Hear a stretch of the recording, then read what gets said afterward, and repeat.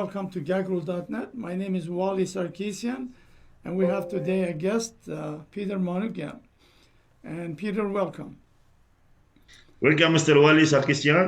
I have always been a fan of your show. You are a great patriot, and thank you for having me. You're very welcome. So you wanted to have a conversation, but I didn't know what subject you want to talk. So feel free. Well, it's spontaneous. It will flow with the flow. Yeah. I usually don't mark any questions lately. I just go with the flow and spontaneously. I think that if I write some questions and ask them, it will change over the course of the conversation. So no need. This is my own experience. I don't know. Of course, you are more experienced and you can give a better scenario. All right. Yeah, because normally when we do something, we have some subject, we talk about it. But so you're a part of this BEVER organization, or you're just independent? No, I am independent. I am not a partisan with the National Democratic Axis, but we agreed on the strategic points. I'm originally a supporter of the Hınçak Party as a democratic socialist and a national socialist. Oh, But the thing with PEVER is we met at crossroads because in the foreign policy we agree 100%. I believe just like the PEVER, that just like the NDA, that we need to approach the West, and Russia failed us so many times. And I blame the Armenians more than Russians because Russians are not deceptive. They made it clear for so long that they are not our allies, but we keep insisting. And on the internal policy, I agree with them 90%. I oppose the current authorities fiercely, just like they do.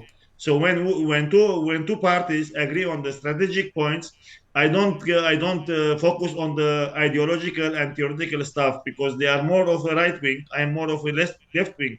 But today, what is at stake is not any social or ideological combat. Today, we have a very serious issue because our state and our homeland is under the threat of being perished and going to oblivion. So at this moment, I consider myself in accordance and in parallel with the NDA, but not a parliament member. so how street thugs took over the government? Well, Wally, I can tell you that populism, you know, of populism. Populism has now a very firm foot in the homeland. I think Mr. Pashinyan was a very smart opportunist when he did what he did because the ground was prepared. All it took was someone to be very fast and very nimble, very smart and clever to do that job. He is a very smooth talker. We should agree that he's a very smart guy. He's not someone stupid or how some describe him. He is very smart and he has a very smart way to talk to the public in their own language. I'm sorry to say, in the low level of this country, he knows how to address these people, he knows how to manipulate them, and he knows how to manipulate their emotions. Something that no other party or no other politician can do. He is a very smart populist. So he recognized Artsakh part of Azerbaijan, and somehow if this was during Kochari and Sarkisian would be a revolution, but somehow entire Armenian nation from diaspora to there, everybody's quiet. Do you have idea why? Exactly. That is why I want to congratulate you, first of all. Please allow me to congratulate you, Wally, because today the diaspora, even the parties that say that they oppose Pashinyan, they are very silent to the edge that our Catholicos, our Catholicos in the diaspora raised his voice and clearly blamed the ARF, the Tashnak party, I think, because no one is saying anything. That is for the diaspora. As for here recognizing Artsakh, people have sadly very short memory. I think you remember that when he got on stage and when he was mobilizing the people, he made very loud statements out proud. Artsakh is Armenia and that's it.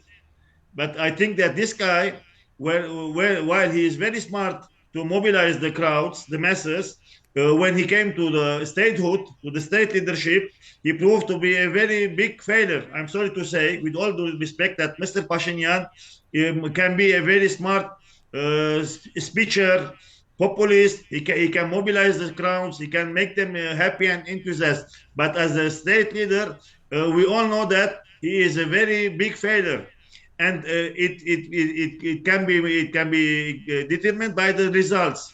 His results are terrible, more than terrible. I'm sorry to say that he has done to Armenia more harm than anyone else in the past 30 years. He keeps blaming the foreigners with his slogan "Mahkinera," but I'm sorry to say that he surpassed them, and no one, no ever leader in Armenia has done the same damage in this record time like the civil contract and Pashinyan did. They are leading this country to the valleys. You're absolutely right. Yeah, but what can you do? Like a journalist, we always expose, we always put things in there, but when you have society so silent, it's what can anybody do anything? I mean, you could scream, I could scream. I mean, I know in diaspora, except me and Harun Sasunian, nobody's saying anything. Nobody's talking about it. They're all self-serving. Like in diaspora, the worst thing happened was this so-called pan-Armenian. So I assume Pashinyan brought them all, put them together, 20 organization, and so now all of them are afraid of each other to say something, and so they're all silent. And some of them even split now. Tashnag is split, ANC is split. I mean, it's a mess. This one man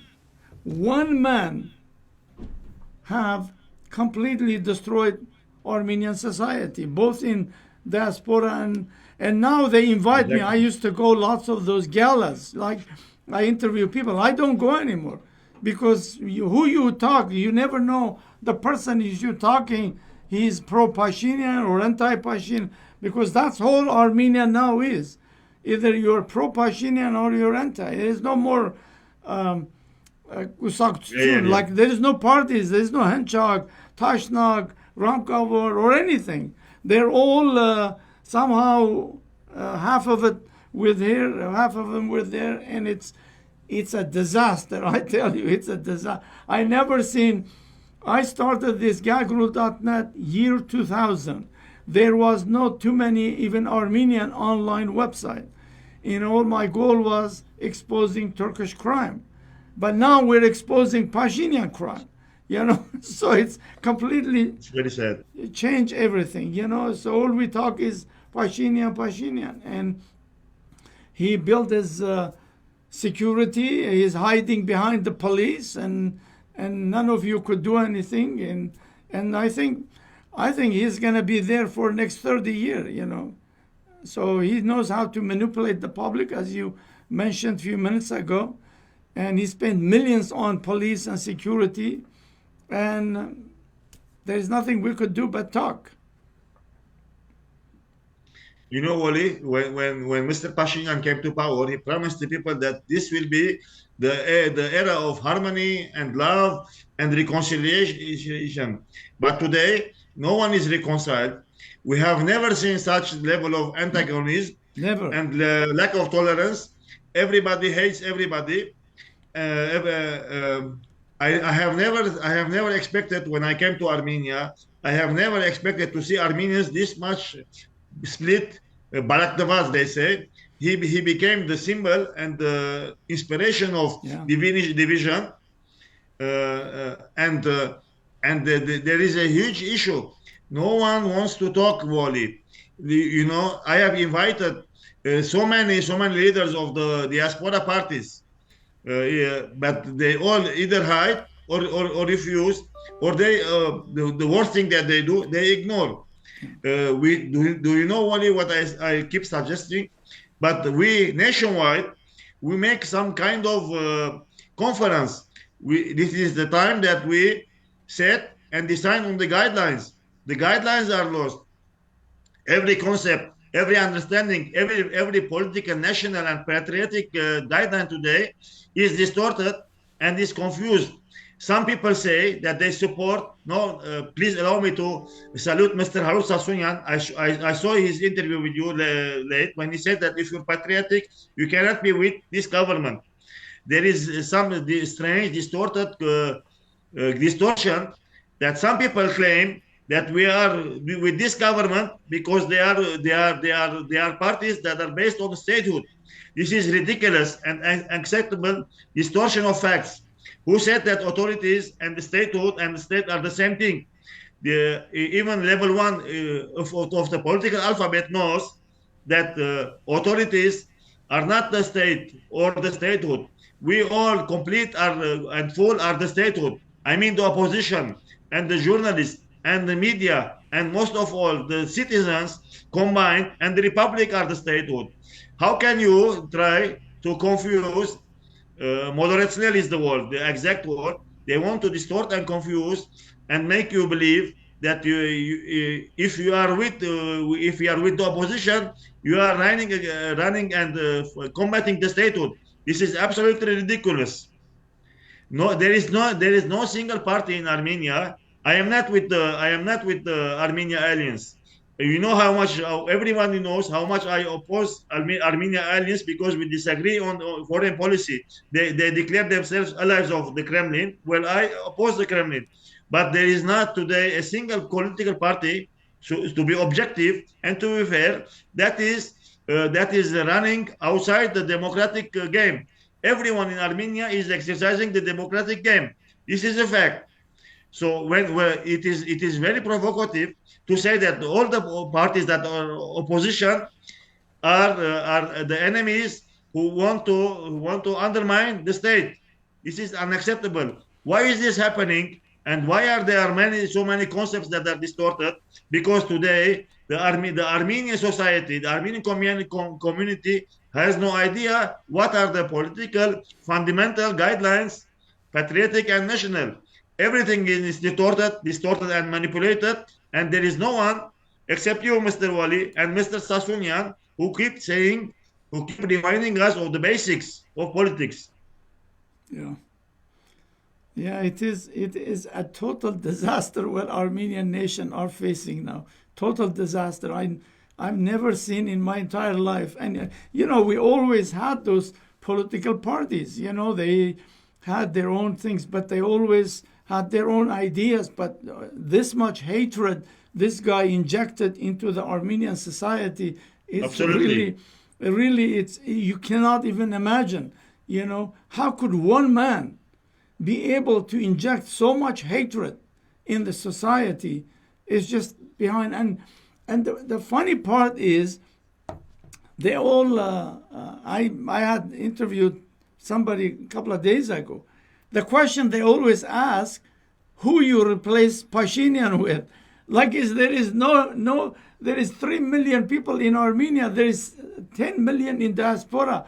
Like, how about if tomorrow he dies? What's going to happen? The Armenian would die with him? So it's just like people are becoming so ridiculous. It's just behind imagination. How you replace it. Like in Britain, 3 prime ministers they changed in last 3 years. Just one of them because of energy crisis. This guy killed people. Nobody want to do anything. Well, actually, not people. Lots of people want to do anything, but he's hiding behind this massive police force he created. Look at that. What country has this much police surrounding government? Nobody, no country. And so he knows, as you said a few minutes ago, he's smart. He knows what he's doing. He borrowed $5 billion. He spent half of it on police, security, taking care of his own people, and so everybody now is loyal to him. And Armenia happened to be a poor country, when somebody... maybe, yes. When somebody, is making $200 a month, if you give him $1,000, of course he's going to be loyal to you, And so this is what's happened. Yes. just to make I don't know if it was a question or an idea, but let me tell you. First of all, I want to testify something that Mr. Pashinyan said. He said something very realistic. He's a very experienced political person and knows what he talks about. He was realistic and honest. He said, today, if we replace Pashinyan with a new government, I'm not gonna lie to you, things will not get better from today to tomorrow. But he used this very wise word. There will be something called damage control. When we replace the government today, Armenia is going to the very uh, downsides at a very high speed. At least we will have damage control and we will slow down the process, not stop it, but we will slow down the process. Because things every 10 days we have a catastrophe. Wally. This is for Mr. Sassunyan's idea that I used as a testimony. The second idea is what the national movement, the National Democratic Alliance, suggests, and I believe that it is very logical. But till now, maybe he needs some cooperation and unification. When we replace this government, we will place a national, temporary, transitional government from all factions of the opposition. Personally, I am talking about my own idea. I'm not talking on behalf of the NDA. Personally, I would suggest that yes, there will be a unification. We cannot deny that the ARF and Kocharyan and Serbs, they are powers that are present. I'm talking about my own view. Let me stop you. Let me stop you there. Please, okay. So you brought good point. When I interviewed even like the Bever, Papian, Hike, which is he's not no longer with them. What is Vahe Gasparian? I don't know. Lots of them. I said to them, look, stop this crap. Like Kocharyan is this.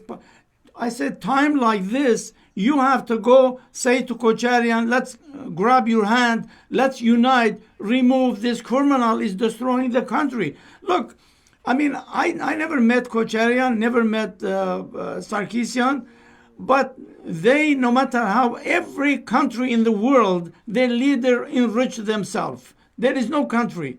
You know, I live in the United States, I know how this is, you know, and it's, they stole some money, but they didn't destroy the country. This guy have destroyed the country, demoralized the society. Why can't you guys unite for at least until you remove this guy, then, you know, go run for your political party, run for election, whatever. But they don't want to do it. You talk to every person, you talk, oh, well, Kocharyan is this. Sorry, what? If you're not going to unite, how are you going to fight? And now, Pashinyan is sending Garo Palin around in U.S., other places, says, oh, we need to unite. You know, I said, unite. You want to unite behind the divider? The guy who already divided? I mean, how you unite? Absolutely. And there are others, like they're going around and saying we must unite. You cannot unite unless you get rid of the guy who divided the people, you know. And so, sorry, go ahead. No, it's okay. It's okay. Good point. We don't have a dogma. I appreciate that you made your point. But to be fair and objective, I am not the defending lawyer of the NDA, but there is another issue. There are some issues here. First of all, it's not only the NDA that refuses to unite. Every time the Armenian Revolutionary Federation, the Tashnak, and Kocharyan, and Serge, they keep accusing the NDA of being plan B of the government. It is very ridiculous and absurd. This is one. Second, when we unite, we need to have some sort of general ground, maybe. The difference is very deep because the NDA and the national forces, they insist that we get away from the Kremlin. These forces, they have a name. I don't like to use this word, but they have a name. I don't adopt it. The fifth Sharasun. they describe the pro-Russians in this name. I don't want to adopt or use such terms. But maybe there needs to be a minimum sort of agreement. Third of all, you must remember that a lot of people, Wally, there is something that Mr. Sefilian said that I think it's very logical. A lot of people in Armenia and the majority of people, when they hear the word Kocharian or Serge, they herchil, they become terrorized. Maybe it's best for such a situation that Mr. Kocharian and Mr. Serge leave the podium for a while, or they leave the podium. There are other forces inside the Republican Party and inside Kocharian's bloc. Why didn't they suggest other names? Because these two names have a very bad reputation. So I think that Mr. Sefilian has a good point here. I think that for such a situation, it is best as the Republican Party has another figures, and so does Kocharian blocks. There is I don't want to exclude anyone from the ARF. The ARF have a clean reputation. Despite me being a Henchakian, I want to say that there is no such terrible reputation for the Tashnak party. The only thing that they are blamed is they are seen as opportunists who have been allied with these forces. So I think that the flexibility must be on both sides. But I agree with you, and I want to be very audacity here. I want to say that you have a very good point. If we want to have a national unity, we cannot exclude these forces from the equation. I mean, we cannot exclude the ARF, neither the Republican Party, nor the supporters of Kocharian, because these forces have a presence on the ground. Please go ahead. Yeah. I am trying to be fair and objective. No, I agree with you. I agree with you. Like, they have to unite. They have to. In English, they say you bite the bullet. You bite the bullet, and you extend your hand to all of them. Unite together, because otherwise, like even Bever, I don't care what idea they have. They are a small organization. There is no way they can lead the country. They need to unite with other people. And then they could produce, like, look, Russia, people are, I'm not supporter of Russia. But the problem is, when you have one ally, you must, like, look at Syria, perfect example. When Syria knew how diplomatically to use Russia, that's how 11 years they fought the same enemy that Armenia had, the Turks, the others, So they stayed in power because Syrian president knew how to use diplomacy, keep Syria with them, Russia with them. But Armenian, they came in power. First day, Russia and is this, Russia and that. Great. Fix. Find somebody else. Find if you have some other ally, 100%. Like America is not going to come and do anything in there. It's just myth. United States, it depends on the president. One president comes, different policy, next president comes, different policy. They don't have consistency. And also they always mess up someplace and they run. We've seen this. They did in Iraq. They did. The only place that they are standing 100% is Israel and Taiwan. Because Israel because it's Jewish lobby, it's powerful in the United States. Armenia doesn't have that.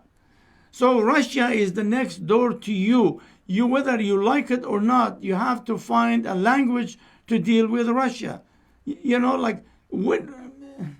This is why it's just mind-boggling. You've been dealing 30 years with Russia. Okay, if you don't like Russia, fine. Slowly, surely get rid of it. But don't just, in the middle of war, in the middle of the problem you have, you keep attacking your number one ally. This is why lack of diplomacy. Well, but we are not here to argue, but just let me make a remark that in the foreign policy, I don't agree with you because it's not, the problem is not from the Armenian side. This is how I see things. I see things that it is not Armenia who refuses good relations with Russians. It is Moscow who is using Armenia as a bargain like it always did. We are not here to argue. Maybe we can do another episode and argue at large, but this will take a lot of our time. But my point of view is that it is not the problem of the Armenians. It is the Russians who made it clear that they are not the allies of Armenia. Why? There are many reasons. One of them is that they have no more capability to stay in this region. I think they will pull out, whether we like them or we hate them. I think the Russians will pull out, and they prove they are incapable in Ukraine. Okay, I agree with you that this was an old plan from the 2017, and the Democrats wanted to corner Russia. And luckily for Russia, Donald Trump came and he was more realistic. He didn't want to push war with Russia and build the economy in the USA. I followed.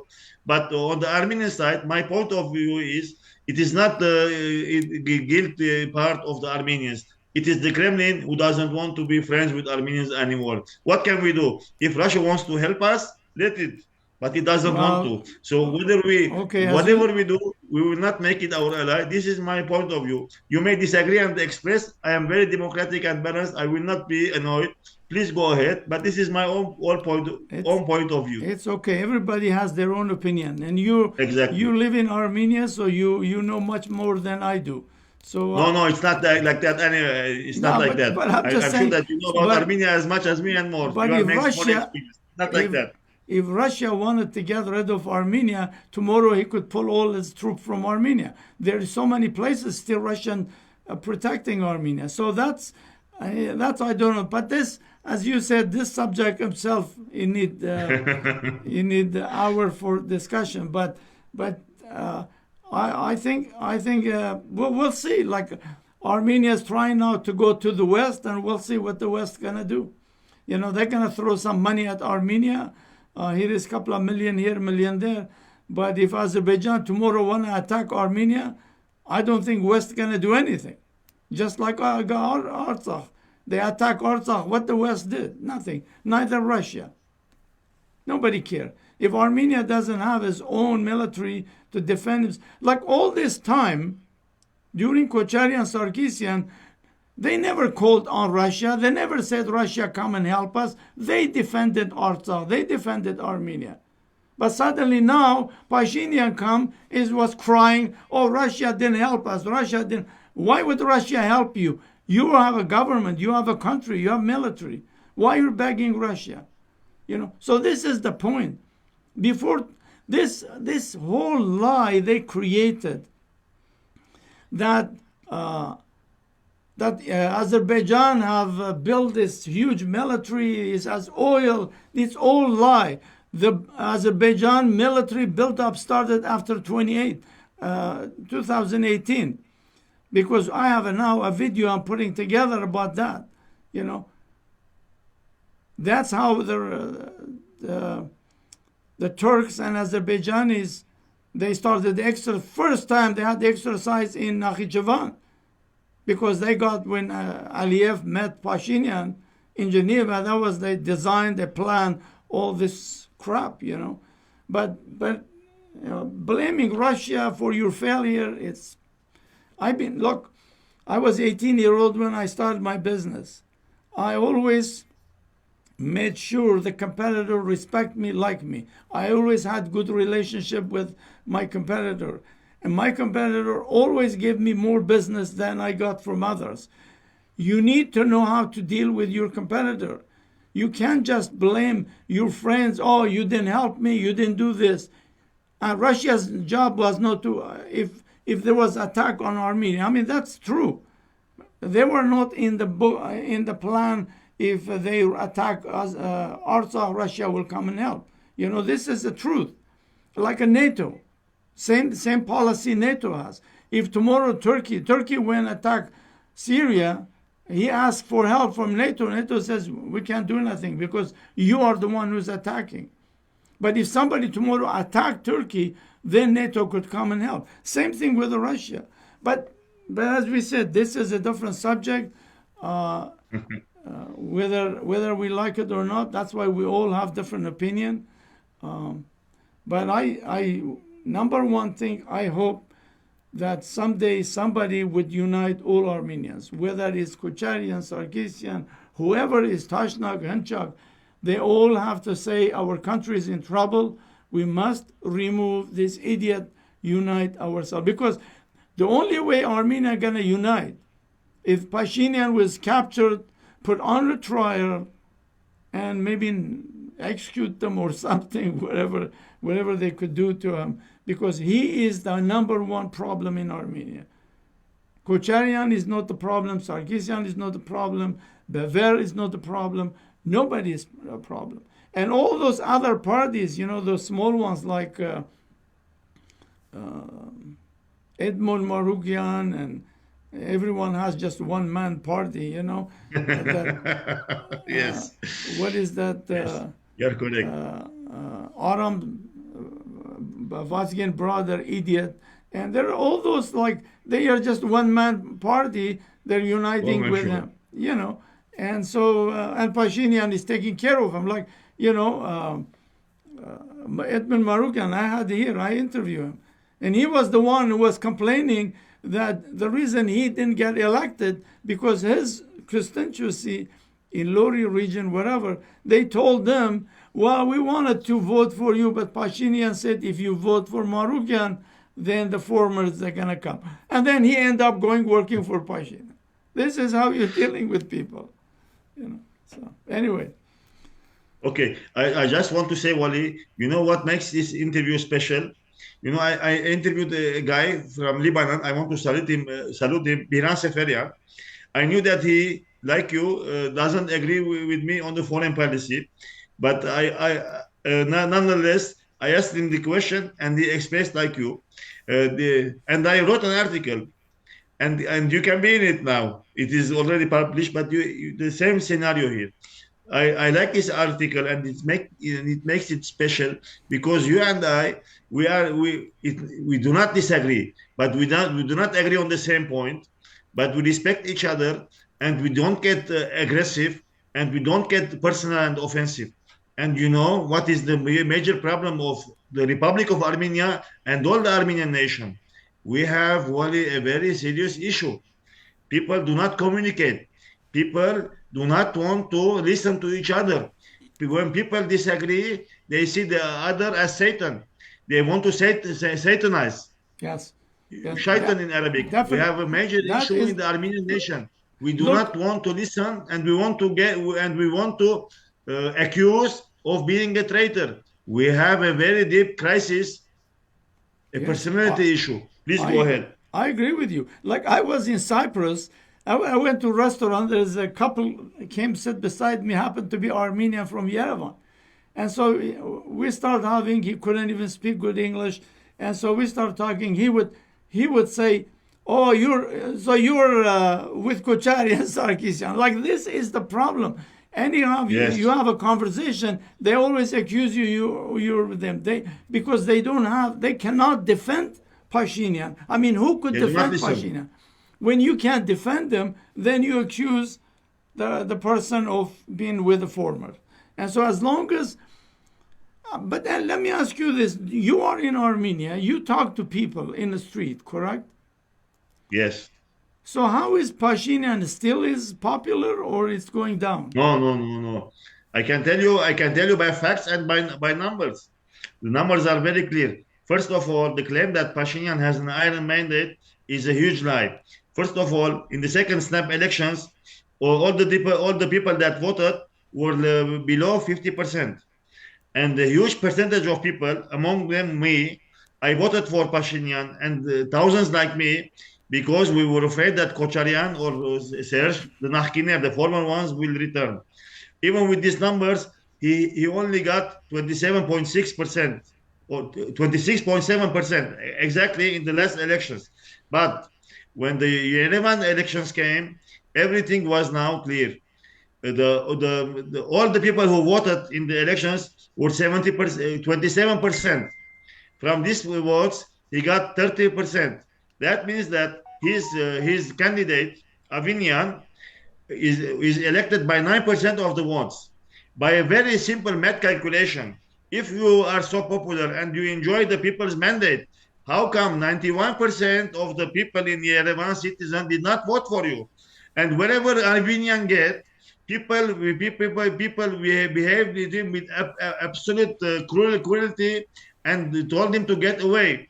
People I'm sorry to use this word, but it is what it is. People simply hate the civil contract. People cannot tolerate the civil contract.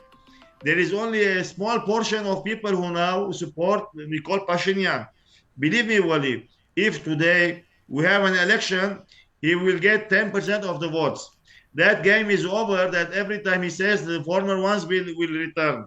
That is why I agree with Mr. Sefilian, because this words, Kocharian and Serge, are, I think that Mr. Pashinyan every day prays to the Lord that God keeps these two safe, because their name repulses some people to vote for him. But this game is over, and I believe that he intentionally made the snap elections because he knew that after some years, like today, if there is an election, he will not get 10% of the votes.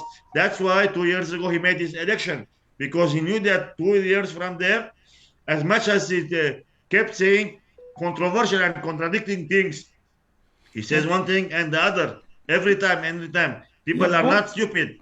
Mr. Prime Minister Pashinyan, be careful. People are not stupid. People are not that naive, and people's patience is over. I do pray, and I wrote an article the other day. I do hope and pray from God that you have mercy on this nation and the people of Armenia, and for the love of God, please move away. The country is getting destroyed. I will not judge your intentions. Maybe you have the best intentions, Mr. Prime Minister, but your results are catastrophic failure. You came as a trainee, you want to learn and have experience how to govern a state, but you were the most expensive trainee in the history. You cost us 6 years, and you cost us Artsakh. This is not tolerant. This cannot be tolerated. You have to move away for the love of the nation, because if you keep with these policies, you are incapable. With all due respect, Mr. Pashinyan, you are just incapable. The results are very clear.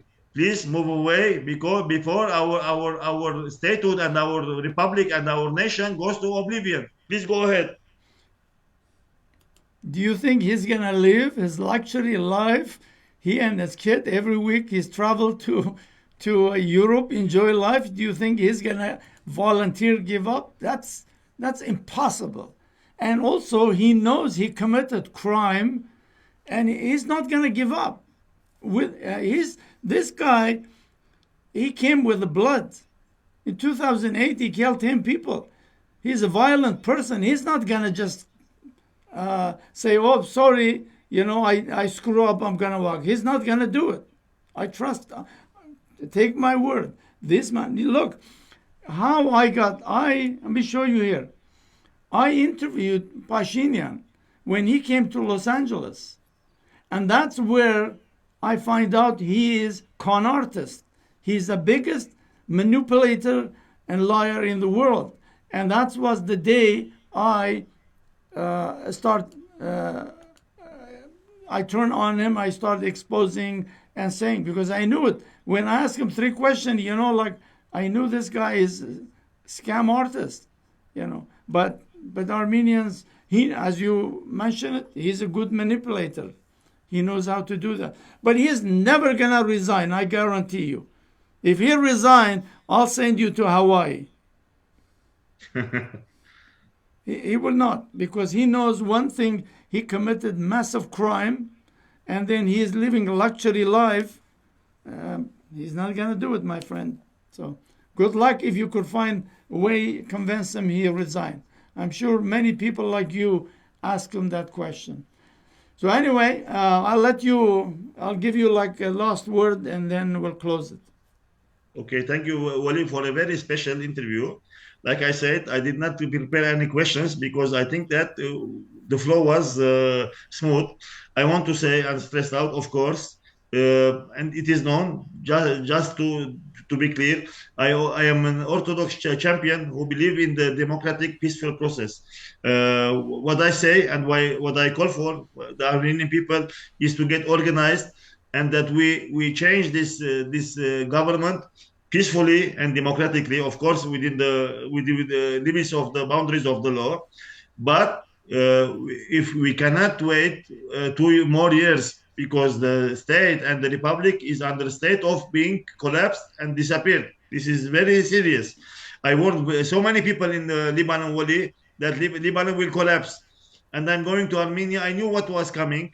It was not me who predicted. I listened to others, like the French foreign minister. Today, I want to say to the Armenian nation in the diaspora and in the Armenia, wake up. We are in a grave, serious danger. Let us change this government democratically, peacefully, but let us stop being indifferent.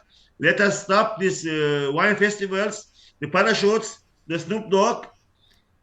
Let's wake up. Thank you, Wally. Thank you for coming. All the best to you. So stay there. So to our viewer, thank you very much. And we're always open our doors. Anybody, if you are a strong Pashinyan supporter, you're welcome. We like to have open conversation, whether we like it or not. Make your point. So this is how life should be in every sector, every things.